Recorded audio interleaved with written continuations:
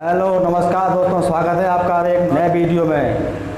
हम इस वीडियो को सिर्फ और सिर्फ लड़कियां ही देखें, ये लड़कियों के लिए है ही। ये वीडियो सिर्फ और सिर्फ लड़कियां ही देखेंगी और कोई नहीं देखेगा, सीधी बात है। ये जो जॉब है ये सिर्फ और सिर्फ लड़कियों के लिए है। जो प्रत्येक साल आने वाली 5 नौकरियां हैं, इनके बारे में हम आपको बताएंगे और लड़कियां इस वीडियो को पूरा शुरुआत से लास्ट तक देखेंगी। चलिए, जो लड़कियां होती हैं ये लड़कों से कम नहीं होती हैं, ठीक है। जो काम लड़के करते हैं वो काम लड़कियां भी कर लेती हैं। ऐसा नहीं सिर्फ और सिर्फ जो काम लड़के ही करेंगे। ये जेंडर पक्षाघात, जेंडर रूढ़ बात है, ये कुछ भी नहीं है। सब काम बराबर है। जो काम लड़के करेंगे वो काम लड़कियां करेंगी। अगर लड़का सिपाही बना है तो लड़कियां भी सिपाही बनेगी। अगर लड़का दरोगा बना है तब भी लड़कियां दरोगा बनेगी। ऐसा नहीं है कि सिर्फ लड़का ही कोई काम करेगा। दुनिया में अब ऐसा नहीं है कि लड़के काम करेंगे लड़कियां काम नहीं कर पाती हैं या कुछ भी है। चलिए आगे बात करते हैं आपके वैकेंसी के बारे में। जो देखिए, चलिए आगे की बात करते हैं हम। जो आपके पास हमने बताया है कि जो प्रत्येक साल 5 आने वाली वैकेंसियाँ हैं, नौकरियों की बात करेंगे। और सबसे पहली बात तो इसमें ये बात है, चलो सबसे पहले इसमें बता देते हैं, जो हर साल भर्ती आती है, ठीक है। इस भर्ती के बारे में आपको बताएंगे। और योग्यता सिर्फ आपको 10वीं पास, ठीक है। योग्यता इसमें 10वीं पास है। चलिए, उसके बाद उम्र की बात करते हैं। तो उम्र की बात करते हैं तो 18 से स्टार्ट होती है। आप कोई भी काम कीजिए, अगर आपको वोटर भी बनना है तो आपकी 18 साल एज होनी चाहिए, ठीक है। अगर आप वोटर बनना चाह रहे हैं तो आपकी एज 18 साल होनी चाहिए। तो इसलिए चाहे वोटर हो, चाहे आप सिलेक्शन लेना चाहो, तो 18 से स्टार्टिंग होती है। कोई भी फॉर्म फिल करेंगे तो 18 साल के होंगे, आप तभी भर पाएंगे, ठीक है। बाकी वैसे आती हैं कि जैसे बाकी मतलब ये सरकार में ऐसी कई वैकेंसी आई हैं जो 16 साल से 17 साल से मांगी हैं। लेकिन इसमें यह है कि आप 18 साल के होंगे तभी फॉर्म डाल पाएंगे। और 18 साल से अलग अलग उम्र के फॉर्म निकलेंगे, ठीक है। इसके बारे में बताएंगे आपको। जो आपकी फ़ीस रहेगी, फ़ीस रहेगी 0। जी हाँ, फ़ीस रहेगी आपकी 0। और नौकरी की बात करते हैं, नौकरी आपकी परमानेंट रहेगी, ये संविदा पे नहीं रहेगी। इसमें जो नौकरी है ये परमानेंट, ठीक है। चलिए, अगर वेतन की बात करते हैं तो 30 से 40 हज़ार। जी हाँ, अगर वेतन की बात करते हैं तो 30 से 40 हज़ार रुपये। चलिए आगे के बारे में बात करते हैं। चलिए, तो सबसे नंबर 1 पे है विभाग। सबसे पहले विभाग की बात करते हैं, पुलिस विभाग। जी हाँ, सबसे पहले विभाग की बात करते हैं तो पुलिस विभाग। ये पुलिस विभाग, ठीक है। चलिए, तो इस पुलिस विभाग की बात करते हैं।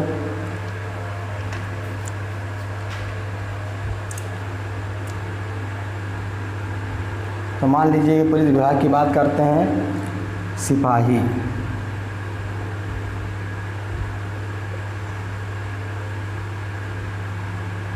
दरोगा,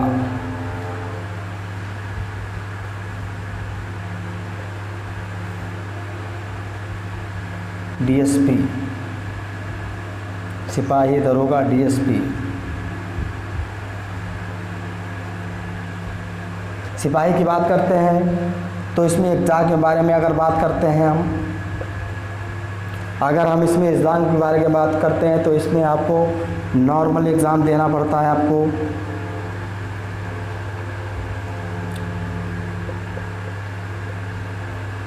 आपको सिपाही बनने के लिए नॉर्मल एग्ज़ाम देना पड़ता है, ठीक है। चलिए आगे के बारे में बताते हैं आपको हम। अगर इसमें दरोगा की बात करते हैं तो सबसे पहले आपके पास ग्रेजुएशन होना चाहिए। सबसे पहले दरोगा के लिए आपको ग्रेजुएशन होना चाहिए इसमें। और साथ में एसएससी लेवल का एग्ज़ाम आपने क्लियर किया हो, जो एसएससी एग्ज़ाम क्लियर किया हो आपने, ठीक है। चलिए आगे डीएसपी की बात करते हैं। तो आपको पीसीएस एग्ज़ाम निकालना पड़ेगा।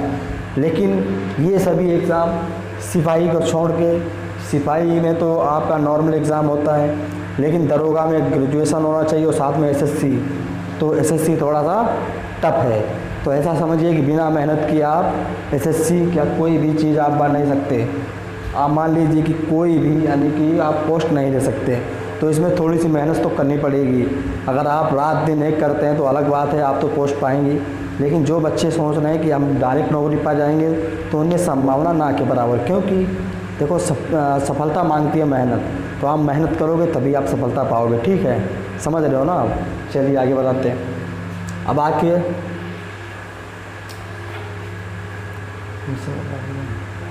हाँ, तो चलिए अगर सिपाही की बात करते हैं तो इसमें 18 प्लस मांगती है एज। अगर उम्र की बात करते हैं, अगर इसमें उम्र की बात करते हैं तो 18 प्लस होना चाहिए। अगर दरोगा में बात करें तो दरोगा में 18 से 21 साल होना चाहिए आपका। अगर दरोगा की बात कर लें तो 18 से 21 साल होना चाहिए, और इसका भी वही रहने वाला है। चलिए आगे के बारे में बताते हैं आपको हम। चलिए नंबर 2 की बात करते हैं। भारतीय प्रशासनिक सेवा। भारतीय प्रशासनिक सेवा। तो भारतीय प्रशासनिक सेवा में आप क्या बन सकते हैं, जैसे आईपीएस बन सकते हैं, आईएएस बन सकते हैं, आईएफएस बन सकते हैं। आपने डीएम को तो देखा होगा, जो लड़कियां भी डीएम होती हैं, तो वही बात है कि लड़कों की तुलना में लड़कियां भी कुछ कर सकती हैं, लड़कियां भी कुछ कर सकती हैं ना। तो लड़के कुछ नहीं कर सकते, जो काम लड़के कर सकते हैं वो काम लड़कियां भी कर सकती हैं। ऐसा आप लोग साबित करके दिखाइए, ठीक है। वैसे तो आप लोगों ने तो बहुत ही कुछ किया है लेडीज़ों ने। चलिए आगे के बारे में बताते हैं। तो देखिए ये जितने भी एग्ज़ाम हैं लड़कों ने भी क्रैक किए हैं, साथ में लड़कियों ने भी क्रैक किए हैं। तो आपने देखा होगा कि कहीं कहीं पे गांव में डीएम आते होंगे या शहर में देखे होंगे, तो वहाँ पे लड़कियाँ भी होती हैं, ठीक है। आप देखिए समझिए कि जो भारत की जो पहली आईएएस महिला थी, जो भारत की जो पहली आईएएस महिला थी वो कौन थी, आपको लोग तो वो तो आपको पता ही होगा।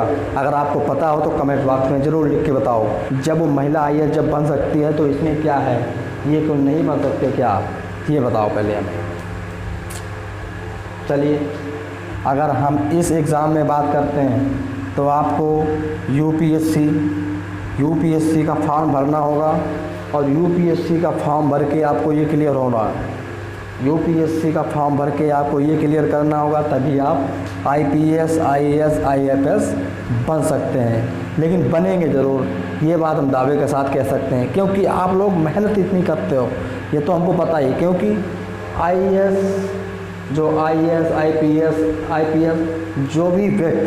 जो भी व्यक्ति या महिला जो भी फॉर्म भरता है तो बिना ऐसे गुण नहीं भरता है। जब तक उसको वो नॉलेज नहीं होता है तब तक वो ग्रेजुएशन नहीं पास कर सकता, इंटर नहीं पास कर सकता, और हाई स्कूल नहीं पास कर सकता। और साथ में अगर लड़कियों की बात कर लें तो लड़कियों की राइटिंग तो बढ़िया ही रहती है, ठीक है। अगर उनकी नंबर की बात करते हैं तो राइटिंग में तो नंबर वो तो लेती हैं, ठीक है। बाकी लड़कों की इतनी ज़्यादा राइटिंग नहीं अच्छी रहती, क्योंकि वो ज़्यादा घूमे फिरे रहते हैं ना। और लड़कियां रहती हैं वो सिर्फ और सिर्फ अगर वो पढ़ाई कर रही हैं तो पढ़ाई पे ओनली फोकस कर रही हैं। चलिए हम आपको आगे के बारे में बताते हैं। चलिए तीसरे नंबर की बात करते हैं, एसएससी जीडी। अगर एसएससी जीडी की बात करते हैं तो एसएससी जीडी में आपकी बार कुछ 1-2 सालों से इसमें सीट ज़्यादा आ रही हैं, कि एसएससी जीडी में जो सीट आती हैं ये अब की बार से ज़्यादा ही आ रही हैं। एसएससी जीडी में सीट ज़्यादा आती हैं, ठीक है। जो अगर एसएससी जीडी की बात करते हैं तो एसएससी जीडी में सीट ज़्यादा आती हैं, ठीक है। एसएससी जीडी की बात करते हैं तो इसमें आप लोग सिपाही बन सकते हैं, ठीक है। अगर एसएससी जीडी की बात करते हैं तो आप लोग एसएससी जीडी में सिपाही बन सकते हैं। जी बताओ कुछ समझ में आ रहा है, नहीं समझ आ रहा है गोलू, कुछ समझ में आ रहा है, नहीं आ रहा है? चलिए आगे बताएंगे आपको। अगर इसमें अप्लाई की बात करते हैं, तो इसमें अप्लाई की बात करते हैं तो अप्लाई वही निकलता है मई या जून। मई या जून। अगर इसमें एज की बात करते हैं, अगर इसमें उम्र की बात करते हैं तो 18 से 21 साल। अगर SSC GD की उम्र की बात करते हैं कि उम्र इसमें कितने उम्र के बच्चे फॉर्म अप्लाई कर सकते हैं, तो 18 से 21 साल के अप्लाई कर सकते हैं। अगर इसमें फ़ीस की बात करते हैं, फ़ीस की बात करते हैं तो फ़ीस 0, ये सिर्फ और सिर्फ महिलाओं के लिए, फ़ीस की बात 0 महिलाओं के लिए ओनली, ठीक है। चलिए आगे बताते हैं आपकी जो चौथी नौकरी जो, अब इसमें चौथी नौकरी की बात करते हैं। भारतीय रेलवे, भारतीय रेलवे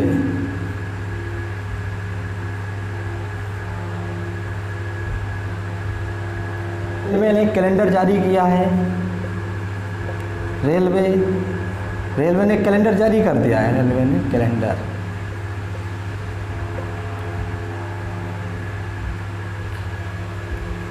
कि जब से भारतीय रेलवे ने कैलेंडर जारी कर दिया है, तब से हर साल वैकेंसी आती है। पहले इतनी ज़्यादा नहीं आती थी। जब से रेलवे ने कैलेंडर जारी कर दिया है, तब से हर साल वैकेंसी आती है। अगर इसमें उम्र की बात करते हैं तो उम्र की बात करते हैं, अगर इसमें उम्र की बात करते हैं तो 18 से 21 साल। अगर इसमें योग्यता पूछते हैं आपसे, अगर इसमें योग्यता पूछते हैं तो आप लोग कुछ भी किए हो, जैसे अगर आपने जैसे योग्यता की बात करते हैं तो योग्यता में आपने अगर हाई स्कूल पास किया है या फिर इंटर पास किया है या ग्रेजुएशन या डिप्लोमा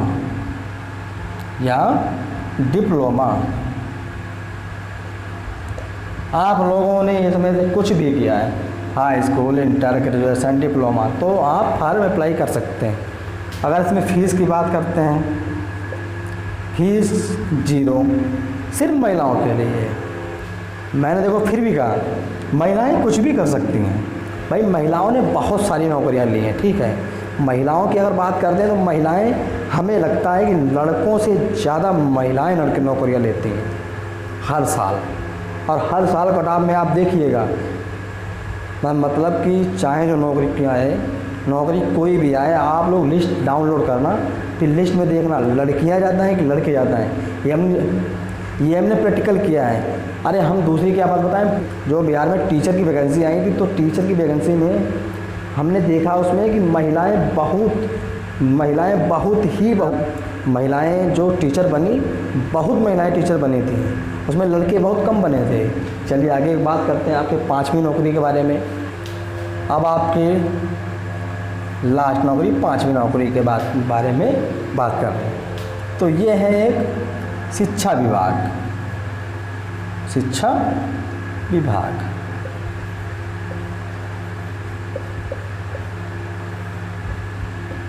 अगर शिक्षा विभाग की बात करें तो आपके पास योग्यता की बात कर लें। शिक्षा की बात करते हैं, अगर आप टीचर बनना चाह रहे हैं, जैसे प्राइमरी लेवल पे या जूनियर लेवल पे, अगर कक्षा 1 से 5 तक के बच्चों को पढ़ाना है या 6 से 8 के बच्चों को पढ़ाना है, तो उसके लिए आपको बता दें, योग्यता की बात करते हैं, आपने अगर B.Ed किया है या आपने D.Led किया है या आप लोगों ने D.Ed किया है। ये आपको बता दें कि B.Ed जो होता है ये क्लास 6 से 8 तक होता है, ठीक है। अगर D.Led की बात करते हैं, ये 1 से 5 तक होता है, ठीक है। ये प्राइमरी लेवल पे होता है आपका। ये कक्षा 1 से 5 तक के बच्चों के लिए इसको प्राइमरी लेवल कहा जाता है, तो आप प्राइमरी लेवल पे पढ़ा सकते हैं। अगर कक्षा 6 से 8 के बीच की बात करते हैं तो इसमें जूनियर की बात करेंगे आपको। अब ये D.Ed क्या है, तो D.Ed के बारे में बताएंगे आपको हम।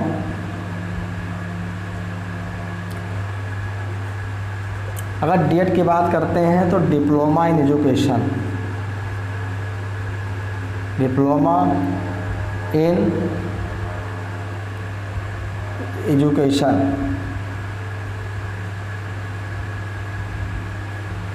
तो डिप्लोमा इन एजुकेशन इसका होता है। और डीएड होता क्या है? अगर आप डीएड कोर्स करते हैं तो आप बनेंगे टीचर, लेकिन कौन से टीचर बनेंगे ये आपको बताने जा रहे हैं। अगर बीएड की बात करते हैं, अगर बीएड की बात करते हैं या डीएलएड की बात करते हैं या डीएड की बात करते हैं, ठीक है, तो बीएड में आप जूनियर बनेंगे, ये क्लास 6 से 8 तक बीच में है। अगर आप डीएलएड करते हैं तो प्राइमरी लेवल पे बनेंगे आप, कक्षा 1 से 5 तक। अगर आप डीएड करते हैं तो इस पे प्रश्नवाचक चिन्ह लगेगा। ये डीएड ये होता है तो मतलब डीएड ये तो कोर्स है, ठीक है, लेकिन इसके अंतर्गत भी 3 कोर्स होते हैं। आप मतलब कौन सा लेना चाहें। जैसे आपसे मतलब हाई स्कूल में कहा जाता है कि आप क्या लेंगे, जैसे आप साइंस साइड लेंगे या आर्ट साइड लेंगे, वही आप, और उसके बाद इंटर में जाते हैं आप मतलब साइंस लेते हैं, मैथ लेते हैं, एग्रीकल्चर लेते हैं, कुछ भी लेते हैं, तो वही बताएंगे। तो डीएड में एक एचआई होता है, एक वीआई होता है, एक आईडीडी होता है, ठीक है। तो एचआई जो होता है ये हायरिंग एम्पेयरमेंट होता है, ठीक है, हायरिंग एम्पेयरमेंट।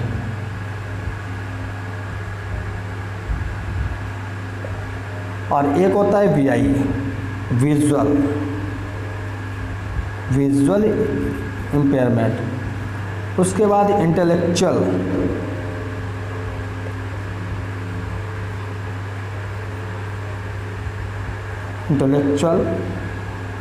डेवलपमेंट,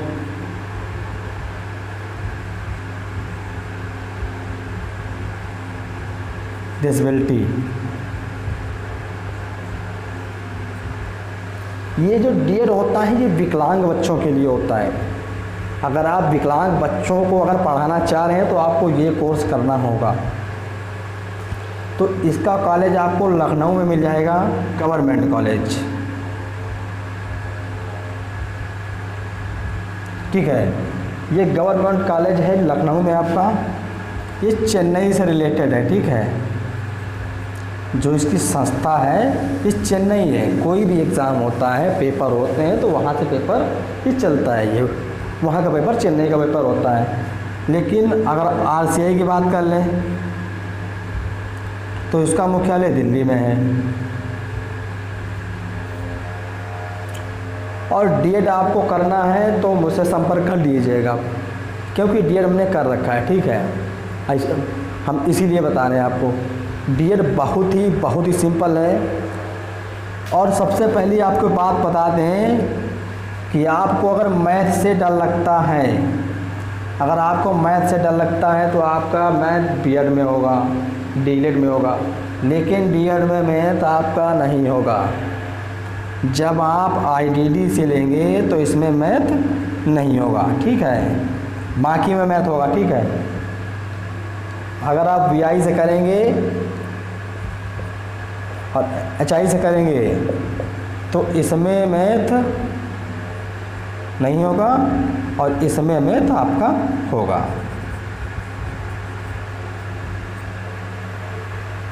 ठीक है। अब चलो आगे बारे में बात करते हैं। आपको ये सभी कोर्स के बारे में हम तो बता चुके हैं, लेकिन सबसे यानी सबसे बेटर टीचर होता है, क्योंकि गुरु होता है ना। तो वही तो अगर बिहार की बात कर लें तो बिहार में कितनी महिलाएं हैं ये तो आपको बता ही चुके हैं ना। तो आप ऐसा करिएगा कि प्रत्येक साल ये 5 मतलब ऐसा समझिए प्रत्येक साल आने वाली नौकरियां हैं, ठीक है। ये तो सभी बता चुके हैं आपको।